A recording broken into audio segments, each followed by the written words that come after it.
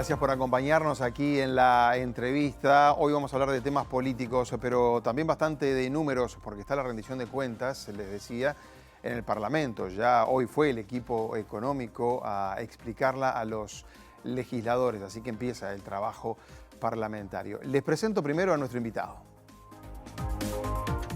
Juan Martín Rodríguez es diputado del Partido Nacional. Nació el 21 de diciembre de 1982 y vivió la mayor parte de su juventud en la Curva de Maroñas. En ese barrio comenzó con la militancia. Su primer encuentro con la política fue a los 10 años, cuando visitó un comité del Partido Nacional cerca de su casa, conducido por Jaime Trovo. Luego conoció al expresidente Luis Lacalle Herrera y empezó a militar por la lista 31. Poco tiempo después adhirió a la lista 71 del herrerismo, sector al que pertenece hasta el día de hoy. En el año 2000 presidió la juventud de la 71 en la Federación de Jóvenes Herreristas. En el año 2009 formó parte de la Convención Nacional y fue reelecto en 2014. Entre 2012 y 2020 fue secretario ejecutivo de la lista 71. En las elecciones nacionales del 27 de octubre de 2019 fue electo representante nacional para la legislatura 2020-2025 por el departamento de Montevideo. Juan Martín Rodríguez es doctor en Derecho y Ciencias Sociales, egresado de la Facultad de Derecho de la Universidad de la República. Conoció a su esposa en el año 2007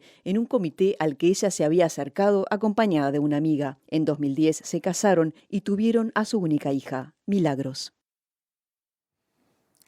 ¿Cómo anda, diputado? Bienvenido. ¿Qué tal, Leo? Un placer estar contigo esta noche. Gracias por venir, además, porque tuvieron un día de trabajo largo, si se quiere. Fue el equipo económico ahí al Parlamento. De acá para adelante les explicaron la rendición de cuentas. Ustedes ya más o menos sabían por dónde venía, pero había que explicarla a todos los legisladores. ¿Cómo estuvo la comparecencia del equipo económico? Muy interesante, muy interesante. Nosotros, de hecho, habíamos tenido con los colegas de la coalición de gobierno que integramos la Comisión Integrada de Presupuesto y Hacienda una instancia previa, que es habitual en este tipo de instancias, con la ministra, hace cuestión de 10, 15 días. Más o menos teníamos un panorama a grandes rasgos, pero lo de hoy fue sumamente contundente, yendo a las áreas prioritarias, demostrando el cumplimiento de las metas propuestas, pero de la misma manera que se evidenció eso, también se dejó de manifiesto una cosa que repetíamos en estos últimos días, que año tras año de los que han transcurrido este gobierno se ha evidenciado una asignación mayor de recursos públicos que los ejecutados en el último año del gobierno del Frente Amplio, en el año 2019. ¿Con lo cual se responde a que no hay recortes? Efectivamente, o por lo menos se deja de manifiesto que esa especie de reiteración en cuanto a que se han propiciado recortes no es así. O sea, ¿cómo puede ser que sobre una ejecución presupuestal de prácticamente 10.000 millones de dólares, como fue en el último gobierno, el último año del gobierno anterior, en este gobierno todos los años se ha superado por 500, por 600 millones de dólares esa cifra? Es decir, queda claro, y lo que se proyecta de aquí en adelante también lo será. Claro, cuando se hace esa comparación que usted me dice, en términos reales... Totalmente, totalmente. Está, porque hay una inflación que hay que considerar. Totalmente. En términos reales se hace esa aclaración. Exactamente, eso lo dejó la ministra debidamente aclarado. En cada año esa cifra ha sido superada. Le quiero... ¿Y habló mucho la ministra hoy ahí o ustedes la van interrumpiendo y le van preguntando? O el Frente Amplio también, ¿no? Que es el que a veces mete más ahí el cuchillo. Sí, diría que fue casi mitad y mitad el uso del tiempo. Arrancamos sobre 10 y poco de la mañana, 10 y 20 de la mañana, y terminamos sobre las 6 de la tarde con algún cuarto intermedio para ordenar el trabajo y para poder comer algo también, sobre las 2, 3 de la tarde. Pero en términos generales el tiempo fue repartido casi en partes iguales. Nosotros tratamos, este año nos toca presidir la comisión, nosotros tratamos en estas instancias, en función de lo nutrido de las delegaciones y a su vez de lo concurrido de la comisión por la cantidad de parlamentarios que la integran, de organizar y de ordenar las intervenciones. ¿Cuánto tiempo tiene de trabajo ahora la comisión? Y bueno, hoy quedaban 39 días, o sea que ya mañana quedan 38. Naturalmente a esos 38 días hay que restarle la etapa de discusión y tratamiento en el plenario. Nuestro objetivo es llegar al viernes 4 de agosto recibiendo a todas las delegaciones, tanto del Estado como de organizaciones sociales que han pedido entrevista, estar votando sobre el 8 de agosto en comisión para comenzar el tratamiento en el plenario el lunes 14 de agosto, puesto que el plazo constitucional vence el viernes 18. Bien. Ese es el esquema de trabajo. Así que el 14, 15 de agosto se votarían diputados, digamos. Entre el 14 en general y 15, 16, probablemente madrugada del 17, estemos votando el articulado capítulo por capítulo. ¿Por qué ahí el gobierno está pidiendo aumentar el techo de endeudamiento esta vez?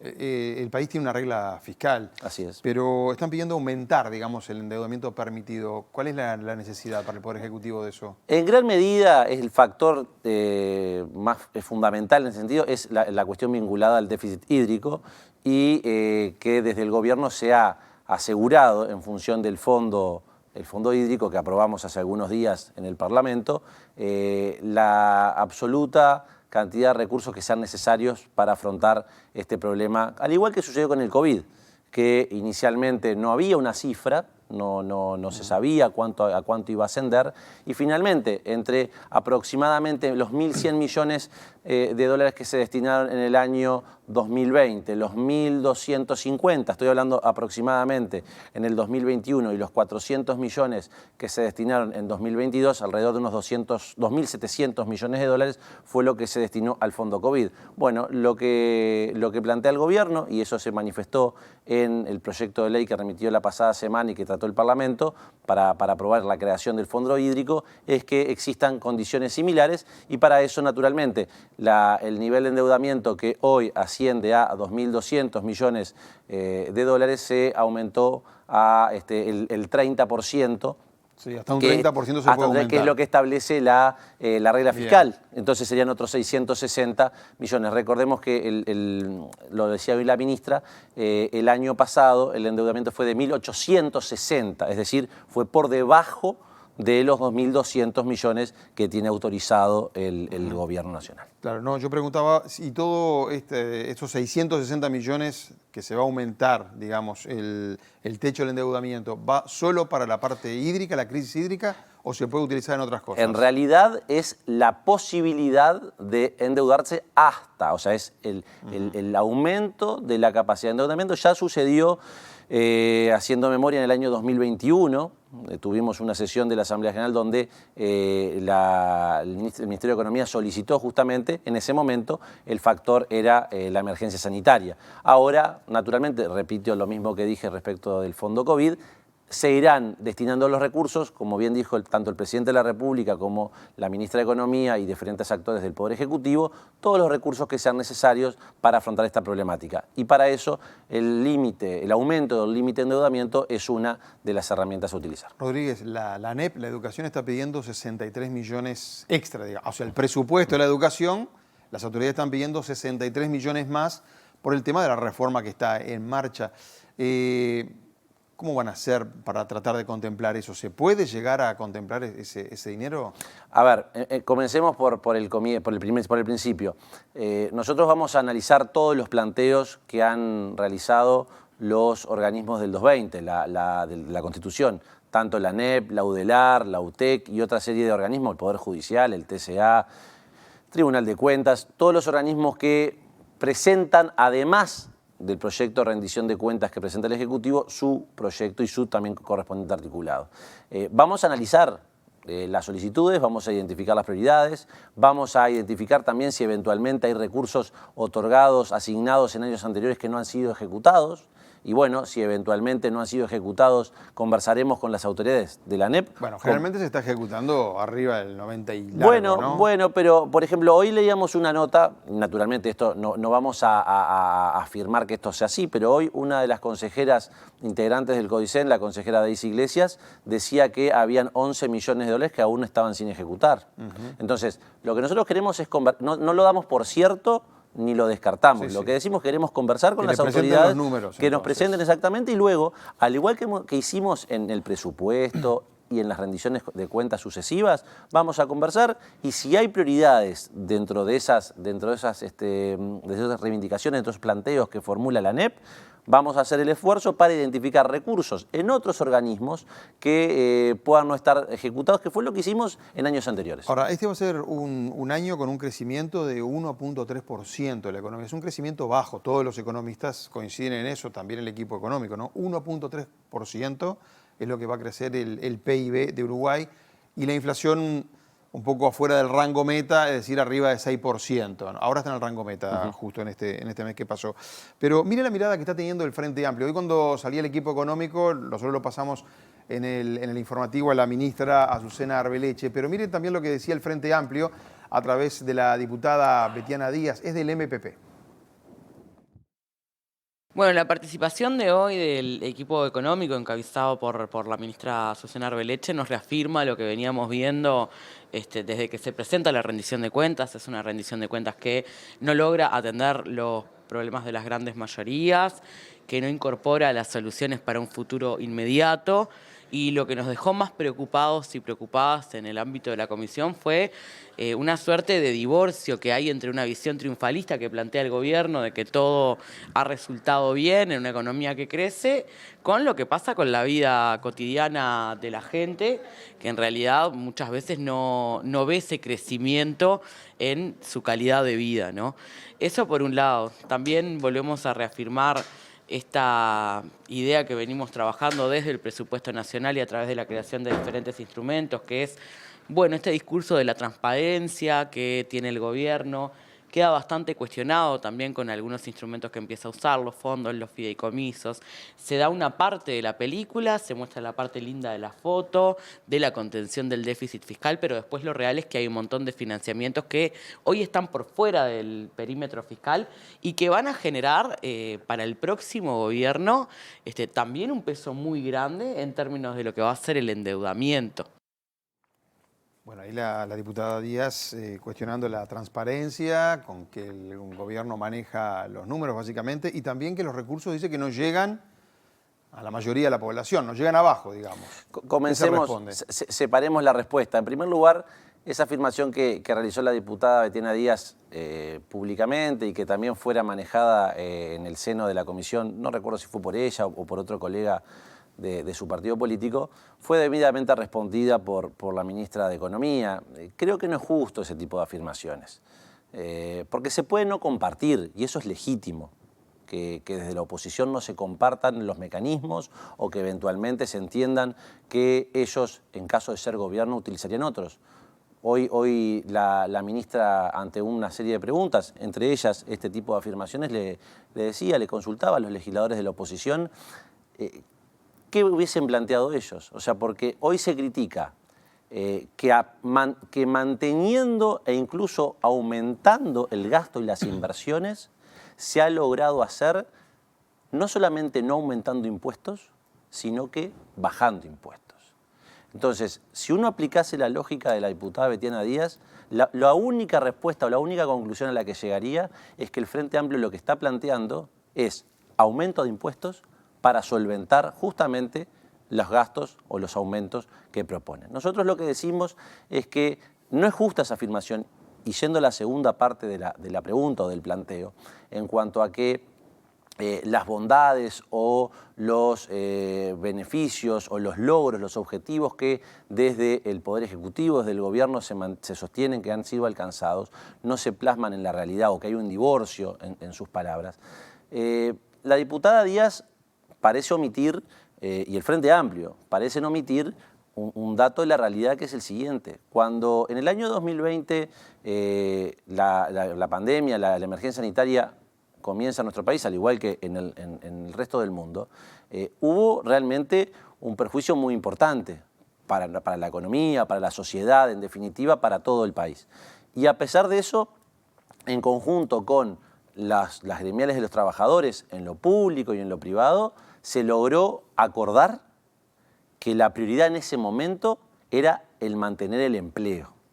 Y de esa manera se trabajó en el sector público, postergando el mantenimiento del salario real, y en el sector privado haciendo un año puente que permitiese también en ese sentido en ambos sectores. Ahí hubo pérdida de salario. En ambos sectores, justamente luchar por la premisa que era en ese momento mantener el empleo. Y si es verdad, hubo meses donde el desempleo aumentó, también es real que de ese 11% que estábamos cuando comenzó, alrededor del año 2020, producto que la economía no se cerró, comenzó rápidamente la recuperación de los puestos de trabajo y que a lo largo del año, por ejemplo, 2022, hubo un incremento de empleos de más de 40.000 y este año se proyectan 12.000. Y que producto de los acuerdos alcanzados en los años sucesivos, por ejemplo, el pasado año, se determinó que en el sector público este año ya hay recuperación de salario real. Y que en el sector privado, producto de la 10ª ronda de consejos salariales que comenzó días atrás, producto de la presentación de los lineamientos y las pautas generales, es posible y se prevé, de acuerdo a las proyecciones, que exista ya una recuperación del salario real en el sector privado. ¿Nos hubiese gustado que esto se diese de forma anteriormente? Por supuesto. Pero miren que la debacle en las economías del mundo fue mucho mayor. Al otro día conversábamos con la directora general del Ministerio de Trabajo y nos decía justamente sobre el tema de la pérdida. En el mundo, la pérdida de salario real fue de un 6%. Y acá Uruguay llegó apenas 1,5 puntos, 2 puntos, según la escala que se quiere utilizar. Sí, sí. Entonces, creo Pero también hay que ver la no vulnerabilidad que tenemos nosotros como población y la que tienen otros países, ¿no? Es real. A veces las comparaciones son siempre que hay que son agarrarlas odiosas. con pinzas. Es verdad, eso es real, pero creo que de todas maneras no es justo cuando se hacen afirmaciones de estas características donde se le falta, donde se le permite, donde se atribuye falta de transparencia al gobierno, no valorar todo lo que se hizo. Va a haber 20 millones de dólares para la salud mental, eso lo está señalando el gobierno, lo está destacando, pero le quiero preguntar, y me voy metiendo en otro tema que usted trabaja también porque está en la Comisión de Seguridad. Ahí se aumenta la pena de un delito de homicidio. En la rendición de cuentas se va a hacer ese Sí, ese es el artículo 145, si mal no recuerdo. ¿Cómo es en particular? Es el artículo 310 del Código Penal, que es el homicidio intencional, el homicidio con doloso, el que mata con intención justamente de quitar la vida a otro individuo. Hoy por hoy establece que la pena mínima es de 2 años, por lo tanto ya tiene pena de penitenciaría, y una máxima de 12. Se propone con la modificación que se incluye en la rendición de cuentas aumentar a un mínimo de 6 y a un máximo de 18. Y el artículo siguiente, el artículo creo que es el 146, si mal no recuerdo el número, propone incluir entre las agravantes en el delito de homicidio el vilipendio de cadáveres. Lo que hemos visto, por ejemplo, no es el único caso, pero lo que hemos visto recientemente en el caso de los descuartizamientos, donde eso, además del homicidio, implica una serie de hechos posteriores, que entre otras cosas, además de la hazaña y de todo lo que causa, provoca el no poder contar en la investigación con todos los elementos. Entonces ahí se aumenta, en ese caso, a una mínima de 15 años y una máxima de 30. Entonces, eso es lo que se propone en la rendición de cuentas. Con estos cambios quedan por fuera de los acuerdos que puede haber entre fiscales y defensa, los homicidios, digamos, ¿no?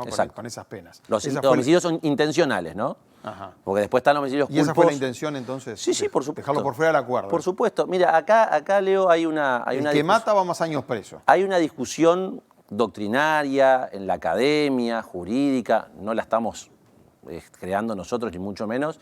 Hay por un lado los que creen que la teoría punitivista en cuanto al aumento de las penas no termina cumpliendo, no termina llegando a su fin, que es persuadir al delincuente de cometer el delito. Y hay quienes, por otro lado, sostienen que, y en el caso de lo que existe en nuestro código, que evidentemente hay una dosimetría en materia penal. O sea, si uno analiza el Código Penal en su totalidad o en su globalidad, ve que en algunos casos puede identificar que hay delitos contra la propiedad, la estafa y otros más, que puedan tener una pena incluso mayor a un delito contra la vida, contra las personas. Entonces, que el Código Penal merece un análisis integral, estoy de acuerdo. Y estamos de acuerdo. Que es algo que se viene discutiendo hace décadas. Se han trabajado sobre proyectos, pero a diferencia de lo que pasó con el Código de Proceso Penal, que sí tuvo una modificación que se puso en práctica en 2017, las modificaciones o el trabajo sobre el Código Penal ha sido dilatado. Nosotros entendemos, no de ahora, en la LUC ya este gobierno ha manejado el aumento de penas, ha manejado la eliminación de beneficios, como por ejemplo la libertad anticipada para ciertos delitos. Entonces, se puede estar de acuerdo o no estar de acuerdo y eso es legítimo. Ahora, que se cuestione por parte de la oposición al gobierno, de la oposición como también de actores del mundo jurídico, que también naturalmente son legítimas sus posiciones, pero la realidad es que el gobierno ha venido sosteniendo esta doctrina o esta teoría desde su inicio. Es más, incluso en los últimos años del gobierno anterior, ya el ministro Bonomi, siendo ministro, había mandado proyectos de ley en este mismo sentido. ¿Y más mano dura es la solución para ir resolviendo los temas de la seguridad? Porque esto se puede entender como más mano dura hacia la delincuencia, ¿no? No hay soluciones mágicas. No hay una medida que por sí sola disponga el cese de la violencia o disponga el cese de los delitos. Pensar eso es no vivir en la realidad. Y eso lo decimos ahora, como lo decíamos en su momento también con la discusión de otras normas, como por ejemplo la ley de urgente consideración. Y eso es así. Lo que también tenemos el legítimo derecho a sostener como integrantes de la coalición de gobierno, que eso ha sido lo que nosotros nos comprometimos en campaña electoral y ha sido también lo que se ha identificado como importante en algunos casos. Y pongo un ejemplo, porque tal vez en su momento fue sumamente discutido y después se ha dejado de lado, que era, ¿te acordás, Leo, cuando en la instancia de la LUC se hablaba del agravio a los policías? Y decía que poco más eso implicaba que una limitación a las libertades constitucionales. Y si recordamos, Leo, y la gente recuerda, veníamos de casos donde realmente los oficiales de la policía venían siendo menospreciados por parte de la sociedad. Que menospreciar a un funcionario policial, a un funcionario honesto, un funcionario que hace su trabajo, implica menospreciar el sentido de la responsabilidad y de la autoridad. Entonces, cuando se empieza a dejar de lado y no se empieza a respetar la autoridad, como Estado de Derecho tenemos un problema. Entonces, en esto es lo mismo. Nosotros lo que apuntamos es a incluir normas, a modificar normas que vayan en el sentido de lo que nosotros sostenemos. ¿Y qué es lo que sostenemos? No puede haber delitos, como por ejemplo el homicidio, que sea producto de un arreglo entre partes, en este caso entre el fiscal y el delincuente eventualmente. Porque los delitos primero estaban subiendo, después lograron establecerse con esta administración, si se quiere. Ahí estaba Larrañaga de ministro también. Y después empezaron a bajar. No así los homicidios, que últimamente parece que hubo allí como una explosión, ¿no? Sí, hubo... Y después le da todo esto el tema carcelario también, que es otro problema. Sí, hubo, diría yo que hasta mediados del año, capaz que primer trimestre del año pasado, una baja que inclusive alcanzaba los homicidios. Convengamos que el aumento en homicidios empezó ya por abril, mayo del año pasado. Tendríamos que ir a ver las gráficas para definir exactamente, pero durante el 2020, el 2021, pudimos observar eso. Hoy por hoy, los homicidios, mientras que en el año 2019 fueron 393, el año 2022, digo el 2022 porque es el último año cerrado, para comparar números completos, fueron 383. En definitiva, la diferencia no existe. O sea, estamos hablando de una... Igual es mucho en Uruguay tener esos números, ¿no? Sí, por supuesto. Hoy damos una información. Recordemos que en el 2018 fueron más de 420, ¿no? Sí, sí. Lo que pasa es que para el ciudadano comparar con que estamos mal y estamos peor, lo que le quiero decir, excusa. No es excusa. Claro, hoy damos una información acá, un estudio, que lo estamos dando en el informativo, que marcaba que Uruguay en homicidios está por encima de Argentina y de Paraguay, por ejemplo, ¿no? Sí, lo que llama la atención sí, también. Eso se analizó. Se dijo también en la interpelación, desde la oposición se manejaron esos números. Puntualmente, si mal no recuerdo, cuando se presentaron esos números, el ministro tomó nota del informe que sostenía esa comparación y explicó que en realidad los números de Argentina son relativos y también los de Paraguay. O sea que, ¿Relativo en qué sentido? ¿No son confiables? Exactamente. Y eso el propio informe que lo presentaba así lo recogía. Entonces, está bien, como hoy decíamos también, las comparaciones, uno tiene la necesidad de comparar, pero creo que al momento de realizar las comparaciones tiene que tener la ficha técnica, como dicen los que realizan estudios de opinión y trabajos estadísticos, para poder comparar de forma correcta ambas partes. Una pregunta política vinculada a la interpelación del otro día al ministro Luis Alberto Heber, que es de su sector, ¿no? la actitud de Cabildo Abierto. Se llegó a tener que votar una censura, que no salió la censura al final del partido, pero ¿cree que hay un antes y un después con el vínculo con Cabildo Abierto, después de todo eso que pasó en la interpelación?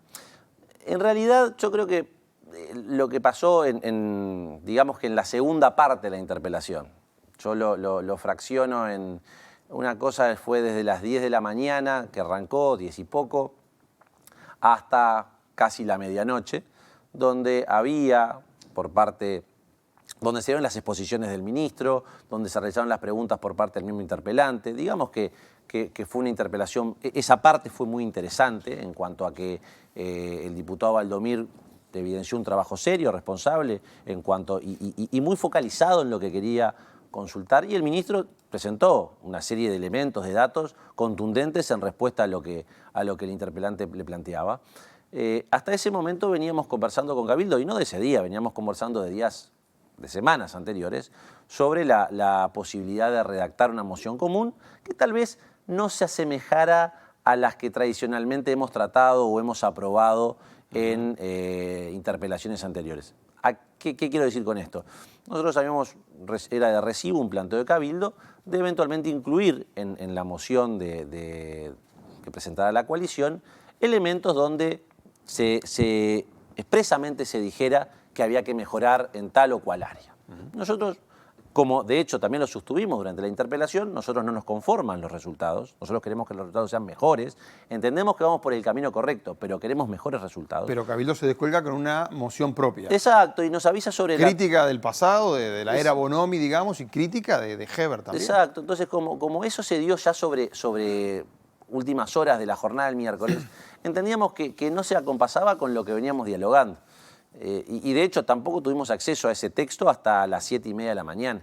Entonces creo que se pudo haber afrontado de otra manera, porque se estaba dialogando para que el resultado fuese otro. Lamentablemente, por supuesto, pasó lo que pasó, pero la pregunta era, ¿el vínculo quedó igual? Políticamente sí. Políticamente sí, creo que no es la primera vez que los partidos de la coalición evidencian diferencias. Somos 5 partidos distintos. No hay que tener miedo en reconocer que tenemos muchas cosas en común, sí, y de hecho han sido más las cosas en común que las diferencias, pero que también tenemos diferencias. Ahora, yo siempre repito que cuando las diferencias existen hay que trabajar mucho más. Y tal vez lo que faltó fue ese intensificar el trabajo para que eventualmente esta situación no se dese. Así que cree que la coalición va a seguir hasta el último día del gobierno. Sí, Usted está en esa tesitura. Sí, yo creo que... Nadie se va a bajar de la coalición. A ver, yo hablo por el Partido Nacional, que por supuesto tiene una responsabilidad muy importante en este gobierno. Ahora, que el barco llegue a buen puerto no es una responsabilidad únicamente del Partido Nacional, es una responsabilidad que compartimos los 5 partidos. Y yo doy por descontado que esa responsabilidad que nos cabe a todos va a ser ejercida de manera correcta en el tiempo que le queda a este gobierno y, por supuesto, pensando eventualmente ya en un año electoral en afrontar la próxima elección con un formato seguramente muy similar a la instancia del 2019, es decir, partidos cada uno que representan un sector de la población y que luego eventualmente en el balotaje pueden llegar a acompañar o acompañarían a la fórmula de la coalición que tenga más votos en el mes de octubre. Tenemos que dejar por acá porque se nos terminó el tiempo, diputado. ¿Ustedes confían que Raffo le gane a Delgado? Nosotros confiamos que el Partido Nacional es una herramienta que tiene que representar a todo el pueblo nacionalista. Y dentro de ese menú tiene que ser un menú sumamente amplio. Nosotros vemos virtudes en Laura Raffo que le hacen muy bien al Partido Nacional. Después, ¿quién obtenga la preferencia? Porque no es más que eso. Las elecciones internas, lo que se define no es quién gana o quién pierda. Se define la preferencia partidaria. Uno gana, otro pierde. Bueno, pero el tema es que dentro del partido, yo entiendo el razonamiento que tú haces, es verdad. La Corte Electoral va a proclamar a uno que obtuvo más votos y otro que obtuvo menos, o a varios que obtuvieron menos. Ahora, lo que los blancos tenemos que interpretar, y cada uno lo hace su partido, yo hablo por mi partido, es que dentro del Partido Nacional lo que se juega no es quién gana o quién pierde, es la preferencia. Y de esa manera, en la noche de la elección interna, va a estar claro cuál es el objetivo del Partido Nacional, independientemente de quién reciba la preferencia. Por supuesto, nosotros, en el herrerismo, en la lista 71 aquí en Montevideo, vamos a trabajar para que la preferencia la obtenga Laura Raffo. Pero estamos convencidos que primero, antes que todo, está el partido y sea cual sea el resultado, nos van a tener a nosotros trabajando desde ese momento para un nuevo gobierno de coalición. En 10 segundos, ¿cree que el caso Penades les puede complicar, les puede perjudicar la imagen a ustedes? Bueno, esto es un proceso que está lejos de estar finalizado, está recién en etapa administrativa porque la investigación fiscal no es más que eso. Han surgido elementos en los últimos días. Esperemos que desde la Fiscalía, así como se tomaron otros elementos para la investigación, se tome este y no se descarte de plano como tal vez parece la fiscal haber anunciado extrañamente días atrás. Diputado Rodríguez, gracias por haber venido. A las órdenes, un placer.